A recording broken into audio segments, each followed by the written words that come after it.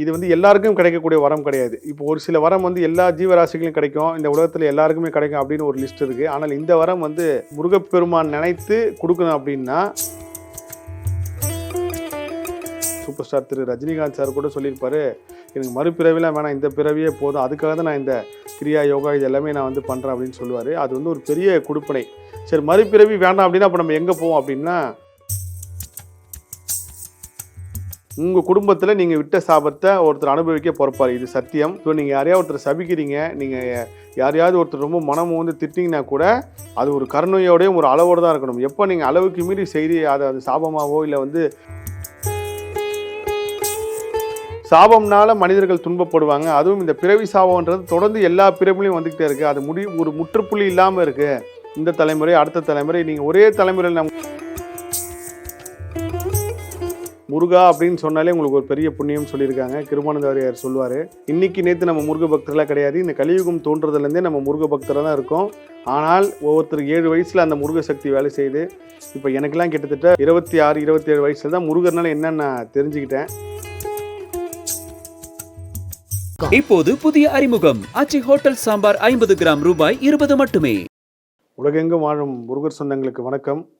குமுதம் பக்தி நேயர்களுக்கும் குமுதம் பக்தி வாசகர்களுக்கும் என் சிரம் தாழ்ந்த வணக்கம். இதுவரைக்கும் நீங்கள் கிட்டத்தட்ட ஒரு பெரிய ஆதரவு கொடுத்துருக்கீங்க. திருப்பம் திருப்புகளுக்கு ஒரு பெரிய வெற்றி அடைஞ்சிருக்க அந்த நிகழ்வே சொல்லணும். ஏன்னா நிறைய பேர் வந்து திருப்பம் திருப்புகள் பாடல் மட்டுமே நாங்கள் படித்து எனக்கு இது கிடச்சி சார், இப்படி வேலை கிடச்சிது, எங்களோட துன்பம் மாறிச்சுன்னு சொல்லி கேட்குறப்போ உண்மையிலே பெரிய மனநிறைவோட இந்த விஷயத்தை நம்ம செய்கிறன்ற ஒரு மகிழ்ச்சி கிடைக்குது. ஸோ போன வாரம் வந்து நீங்கள் ஆசையை அகலக்கூடிய பாடல் வந்து பார்த்துருப்பீங்க. இந்த வாரம் 22வது பாடலாக திருப்பம் திருப்புகளில் பிறவி பிணி நீங்கள் பிறவி பிணின்னு சொல்லலாம், பிறவி சாபம் சொல்லலாம், இல்லை மறுபிறவி வேண்டாம் அப்படின்னு எத்தனையோ தலைப்புகள் சொல்லலாம் இந்த பாடலுக்கு. காரணம் வந்து இது வந்து எல்லாருக்கும் கிடைக்கக்கூடிய வரம் கிடையாது. இப்போ ஒரு சில வரம் வந்து எல்லா ஜீவராசிகளும் கிடைக்கும், இந்த உலகத்தில் எல்லாருக்குமே கிடைக்கும் அப்படின்னு ஒரு லிஸ்ட் இருக்குது. ஆனால் இந்த வரம் வந்து அந்த முருகப்பெருமான் நினைத்து கொடுக்கணும் அப்படின்னா இந்த வரத்தை நம்ம வாங்கிறதுக்கு முதல்ல தயாராகணும். என்ன வரம் அப்படின்னு பார்த்தீங்கன்னா, பிறப்பு சாபம் நீங்கள் மறுபிறவி எடுக்காமல் இருக்கிறது ஒரு பெரிய வரம். சமீபத்தில் ரஜினி அவர்கள் கூட சூப்பர் ஸ்டார் திரு ரஜினிகாந்த் சார் கூட சொல்லியிருப்பாரு, எனக்கு மறுபிறவிலாம் வேணாம், இந்த பிறவியே போதும். அதுக்காக தான் நான் இந்த கிரியா, யோகா இது எல்லாமே நான் வந்து பண்ணுறேன் அப்படின்னு சொல்லுவார். அது வந்து ஒரு பெரிய குடுப்பினை. சரி, மறுபிறவி வேண்டாம் அப்படின்னா அப்போ நம்ம எங்கே போவோம் அப்படின்னா, என்னோடய கர்மாராய்ச்சியில் நான் உணர்ந்த விஷயம், இந்த பிரபஞ்சம் பேரண்டத்தில் நம்ம மனித ஜீவராசிகளாக இருக்கிறது வந்து ஒரு 10லேருந்து 20% தான். 80% ஆன்மாக்கள் இறைவனோடு இறைவன் ஐக்கியமாகி அவங்க எல்லா நிலையும் அடைந்து, இப்போ நம்ம வானத்தில் நட்சத்திரமாக பார்க்குறப்ப என்ன சொல்லுவாங்க, நம்மக்கிட்ட வானத்தில் இப்போ நட்சத்திரம் இருக்குது எல்லாம் ஒரு நம்ம முன்னோர்கள் சொல்லுவாங்க. இது ஆன்மீக கதையாக சொல்லி வச்சுருந்தாலும் அறிவியல் ரீதியாக அதுக்கு ஒரு காரணம் சொல்லிட்டு இருக்காங்க இப்போ வரைக்கும். ஆனால் நம்ம மறுபிறவி வேணாம் அப்படின்றது வந்து ஒரு மிகப்பெரிய கொடுப்பனை. அது எல்லாருக்கும் அமையாது. ஒரு 5000 பேர் இருக்காங்கன்னா ஒரு 2 பேருக்கு இந்த வரம் கிடைக்கிறது ஒரு பெரிய பாக்கியம். கலியுகத்தில் நம்ம எப்படி வந்து தெய்வத்தை உணரதான் முடியும், தெய்வ சக்தியை வந்து நம்ம வந்து பார்க்க முடியாது, தெய்வ சக்தியை உணரதான் முடியும். அந்த மாதிரி இதுவும் உணரக்கூடிய ஒரு பாடல் தான். இந்த பாடல் படிக்கிறதுக்கும் இந்த பாடலை நான் சொல்கிறதுக்குமே ஒரு பெரிய புண்ணியம் பண்ணியிருக்கணும். எனக்கு மறுபிறவின்றது வந்து நிறைய விஷயங்களில் வந்து நான் அதை பற்றி நிறைய ஆராய்ச்சி பண்ணியிருக்கேன். ஆனால் அது எல்லாமே அது இயற்கை ரகசியமாக இருக்கனால பொதுவெளியில் எப்படி சொல்கிறேன்னு தெரியல. ஆனால் பிறவி சாபம் நீங்கன்றது வந்து ஒரு முக்கியமான பிரச்சனை இப்போ இருக்கிறதுல.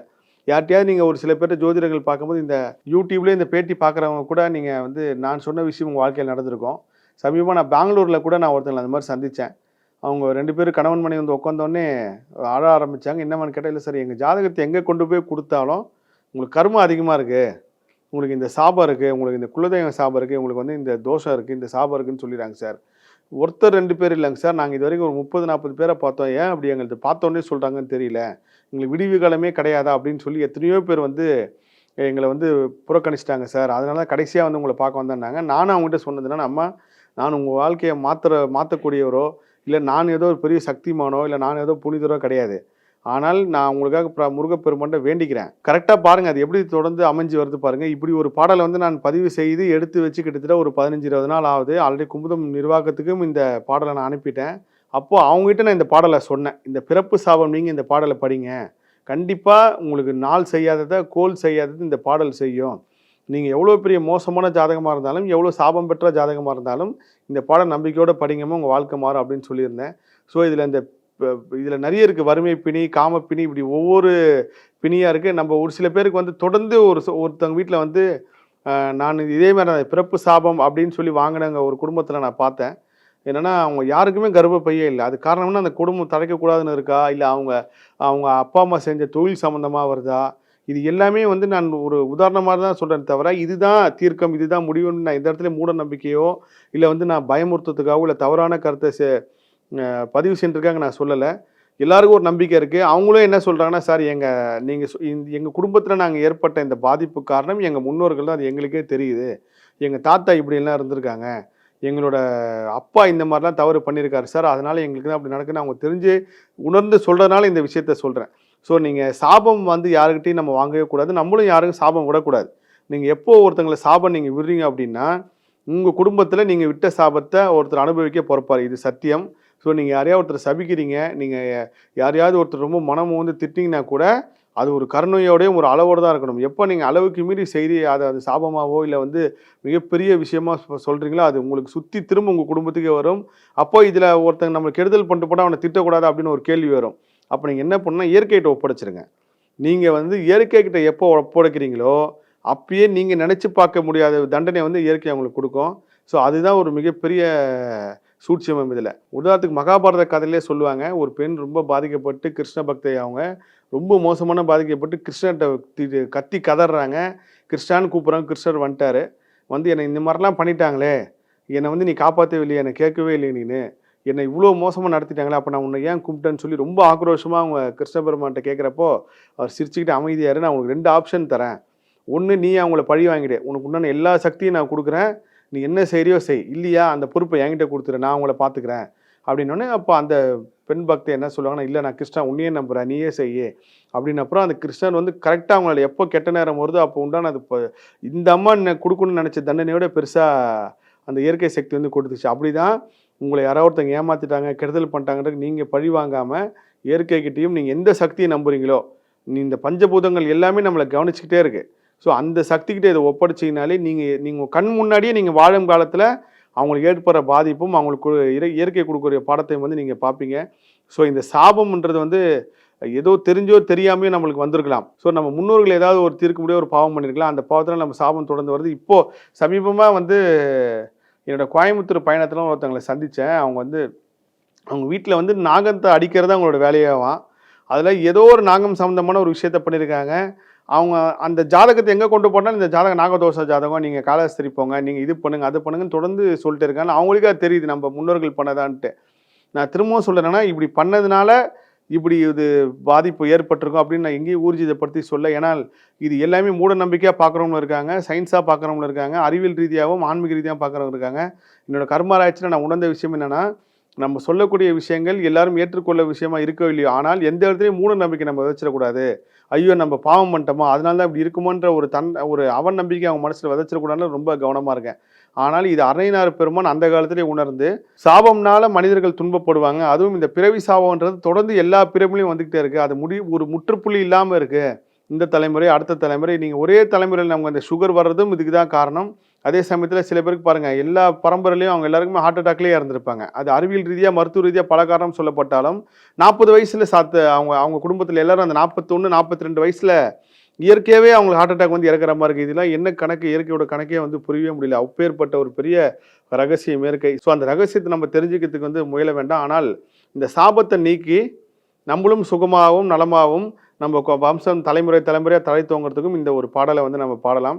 பிறவி சாபம் நீங்க, பிறவி பிணி நீங்க, மறுபிறவி அகல. இது எல்லாத்துக்குமே பொருந்தக்கூடிய ஒரு பாடலை வந்து குடுத்துருக்காரு.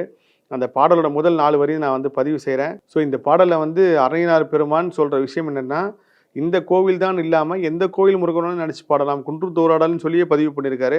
குன்றின் மேல இருக்கிற எந்த முருகப்பெருமானை வேண்டினாலும் இந்த பாடல் நம்ம படிச்சு பயன்பெறலாம். அந்த பாடலோட முதல் 4 வரி நான் பதிவு செய்றேன். ஸோ இந்த வாரம் 22வது பாடலா நம்ம திருப்பம் தரும் திருப்புகள்ல வரக்கூடிய பாடல் பிறப்பு சாபம் நீங்க, மறுபிறவி அகல, பிறவி பிணை தீர, இப்படி எல்லா விஷயத்துக்கும் சேர்த்து கொடுத்துருக்காரு. யாராவது இதுக்கப்புறம் எங்களுக்கு குடும்பத்துக்கு சாபம் இருக்குது, எங்கள் குடும்பத்துக்கு ஏதோ ஒரு சாபம் இருக்குது அப்படின்னு நினச்சி பயப்படாதீங்க. நீங்கள் எந்த மதமாக இருந்தாலும், எந்த இனமாக இருந்தாலும் முருகப்பெருமானுக்கு எந்த ஒரு ரெஸ்ட்ரிக்ஷனும் கிடையாது. முருகா அப்படின்னு சொன்னாலே நீங்கள் அந்த முருக சக்தியில் இருப்பீங்க. எல்லாத்துக்கும் அனைத்துக்கும் அப்பாற்பட்டவர் ஆறுமுக பெருமான். அதனால் இந்த சாபம் நீங்க வேண்டிய பாடலை பாடி பயன்பெறுங்க. இந்த பாடலில் முதல் 4 வரை நான் பதிவு செய்கிறேன். இதோட குரல் வடிவு அடுத்தது வரும். அந்த பாடலை கேட்கலாம் நீங்க. இந்த பாடல் நிறைய பேர் பாடியிருக்காங்க. ரொம்ப அற்புதமான பாடல் இது. நம்ம பாண்டிச்சேரி சம்பந்தம் குருக்கள் ஐயா கூட பாடியிருக்காரு. ரொம்ப உன்னதமான பாடல். யாருக்கெல்லாம் இந்த பாதிப்பு இருக்கோ அவங்க எல்லாம் படிங்க. யாருக்கு இந்த பாடல் தெரிய வரணுமோ அவங்களுக்கு தான் தெரியவும் வரும். இதை வந்து நான் எத்தனையோ விஷயத்துல உணர்ந்திருக்கேன். யாரு கோயிலுக்கு போகணுமோ அவங்களால தான் முடியும். எல்லாராலையும் போக முடியல. நினைச்சாலும் போக முடியல. திருச்செந்தூர் வாசல் வரைக்கும் போயிட்டு உள்ள போக முடியாம வந்தவங்க கூட இருக்காங்க. அதனால யாருக்கு பாக்கியம் இருக்கு கண்டிப்பா இந்த பாடல் அவங்க கண்ணில் படும். பாடுங்க, படிச்சு பயன்பெறுங்க. 22வது பாடலா நம்ம பார்க்கக்கூடிய பாடல் பிறப்பு சாபன் மீங்க. எழுதிகள் புவன நொடியன வதனில் இயல்பெற மகிழில் வருவோனே அப்படின்னு தொடங்குற பாடல். இந்த பாடலை ஒரு அற்புதமான குரல் வடிவில் நீங்க கேட்பீங்க. எழுத்திகள் புவன நொடியள வதனில் இயல்பெற மயிலில் வருவோனே இமையவர் பரவி அடித்தொழ அவுணர் மடிவுற விடுவ தொருவேலா வழுதியர் தமிழின் ஒரு பொருள் அதனை வழிபட மொழியும் முருகேசா மலரடி பணியும் மடமகள் பசலை மயல்கொடு தளர்வது அழகோதான் முழுகிய புனலில் இனமணி தரள முருகிடு பவள மிகவாரி முறையடு குறவர் மடமகள் சூரியும் முதுமலை அழக குருநாதா பழகிய வினைகள் பொடிபட அருளில் படிபவர் இதயம் உருகோவே பருவரை துணிய ஒருகனை தெரிவ பலமலை உடைய பெருமாளே. இந்த பாடல்ல இதுதான் இந்த கோவில் தான் போகணும் அப்படின்னு இல்லாமல் குன்றுதோராடல் அப்படின்னு சொன்னதுனால நீங்க எந்த முருகர் கோயில் பக்கத்துல இருக்கீங்களோ இல்ல குன்றில் இருக்கிற முருகர் கோயிலுக்கு நீங்க போறீங்க, இல்ல நான் வந்து பழனிக்கு போறேன், நான் வந்து திருத்தணிக்கு போறேன் அப்படின்னு எந்த இடத்துக்கு போனாலும் அந்த இடத்துல உங்களுக்கு இந்த சாபம் நீங்க பாடக்கூடிய பாடலை பாடி உங்க வாழ்க்கை உங்க தலைமுறை எல்லாத்தையுமே நீங்க மாற்றி பயன்பெறுங்க. எல்லா புகழும் முருகனுக்கே. நன்றி. இப்போது புதிய அறிமுகம் ஆச்சி ஹோட்டல் சாம்பார் 50 கிராம் ரூபாய் 20 மட்டுமே.